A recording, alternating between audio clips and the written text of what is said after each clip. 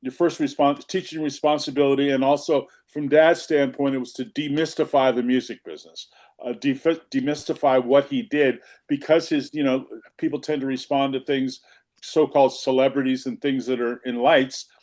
Pops, my dad's, my best friend growing up, his father owned a business that made, window shades. And the guy who lived across the street from us was in the garbage business, very successful garbage business, metals and stuff like that. But one thing Pops used to say is, "I wish I could do what they do, but I know only thing I know how to do is what I do, and the fact that it carries me out of town in order to do it, But I'm a working stiff like they are, It's just, my work puts me on television and puts my name in lights, and part of the demystification business was to show us how it worked.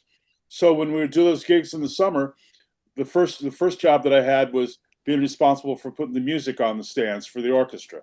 And if you put the third trombone player's part in the saxophone section, you're going to have a problem when the show starts.